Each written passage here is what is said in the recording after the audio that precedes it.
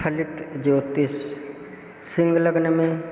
केतु के 12 ग्रहों की विस्तृत जानकारी। कष्ट,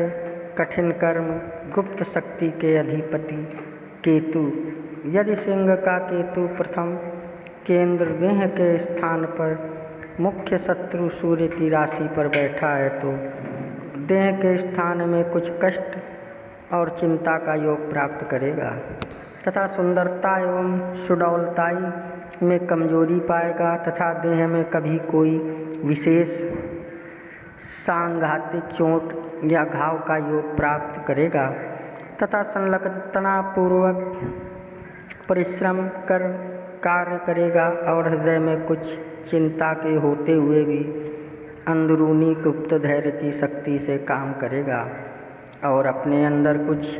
कमी या कमजोरी के होते हुए भी बड़ी हिम्मत के साथ काम करेगा।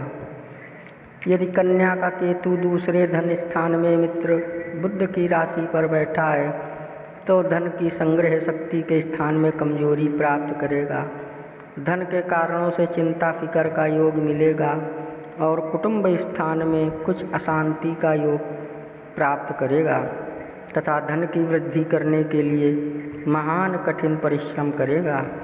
और गुप्त शक्ति के बल से इज्जत बढ़ाने का प्रयत्न करेगा तथा धन के पक्ष में कभी कभी कोई विशेष संकट का योग प्राप्त होगा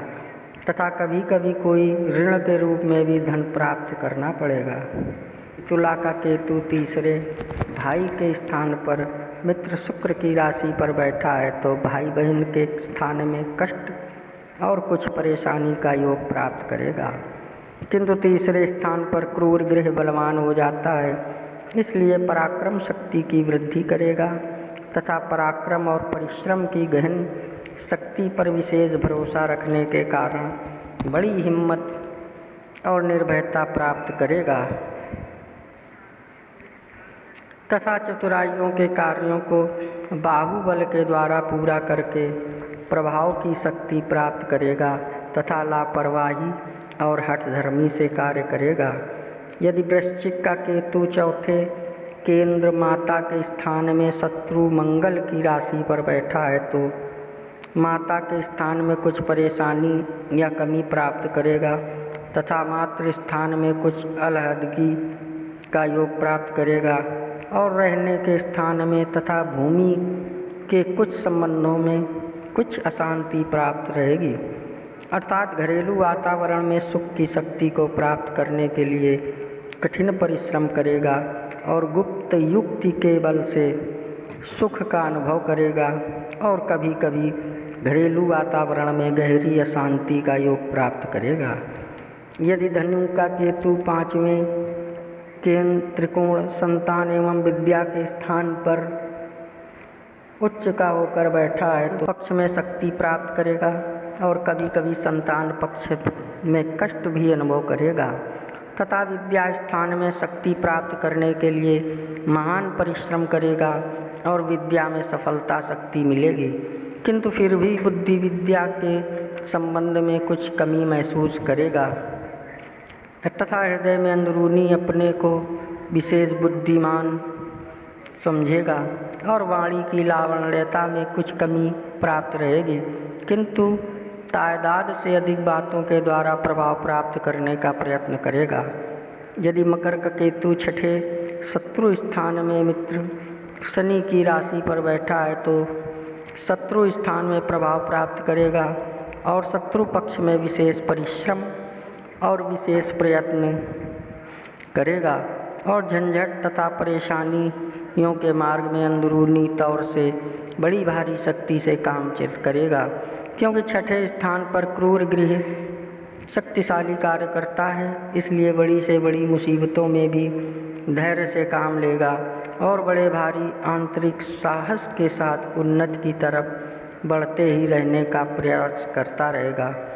तथा नंसाल पक्ष में हानि रहेगी। यदि कुंभ का केतु सातवें केंद्र स्त्री रोजगार के स्थान में बैठा है तो स्त्री पक्ष के सुख संबंधों में कमी और कष्ट के कारण प्राप्त होंगे और रोजगार के मार्ग में कठिन परिश्रम करेगा तथा रोजगार के लिए बड़ी बड़ी दिक्कतें प्राप्त करेगा और गृहस्थ पालन के स्थान में झंझटों का सामना पाएगा और कभी कोई मूत्रेंद्रिय का विकार प्राप्त करेगा तथा कभी कभी गृहस्थ संबंध में गहरे संकटों का योग प्राप्त होने पर भी गुप्त धैर्य की शक्ति से काम लेगा और परिश्रम के योग से सफल होगा। यदि मीन का केतु 8वें आयु स्थान में शत्रु गुरु की राशि पर बैठा है तो जीवन काल में अनेक बार मृत्यु तुल्य संकटों का सामना करने की स्थिति प्राप्त करेगा और पुरातत्व संबंध में जीवन को सहायक होने वाली भूमि की हानि या कमी प्राप्त करेगा तथा उदर के निचले भाग में कोई विकार प्राप्त करेगा तथा जीवन की दिनचर्या में चिंता फिकर प्राप्त रहेगी और जीवन को सहायक होने वाली किसी गुप्त शक्ति का संचय परिश्रम के योग द्वारा प्राप्त करेगा और जीवन काल में कभी कभी विशेष चिंताओं का योग प्राप्त होने पर भी आंतरिक धैर्य की महान शक्ति के बल से मुक्ति प्राप्त करेगा। यदि मेष का केतु 9वें त्रिकोण भाग्य स्थान में शत्रु मंगल की राशि पर बैठा है तो भाग्य के संबंधों में कुछ परेशानी और कुछ कष्ट प्राप्त करेगा तथा भाग्योदय के मार्ग में बड़ा कठिन परिश्रम करेगा और धर्म के स्थान में कमजोरी रहेगी तथा धर्म के पालन में कभी कभी महान असमर्थता होने से धर्म की हानि प्राप्त रहेगी और सुयश की कमी रहेगी तथा भाग्य के संबंधों में कभी कभी विशेष संकट का योग प्राप्त होने पर आंतरिक धैर्य की शक्ति से सफलता प्राप्त करेगा और अंत में कुछ कमी लिए हुए भाग्य की मजबूती का योग प्राप्त करेगा। यदि वृषभ का केतु 10वें केंद्र पिता स्थान में मित्र शुक्र की राशि पर बैठा है तो पिता स्थान में कुछ कष्ट प्राप्त करेगा और राज समाज के संबंधों में महान प्रतिष्ठा की प्राप्ति के लिए कठिन प्रयत्न करेगा तथा कारोबार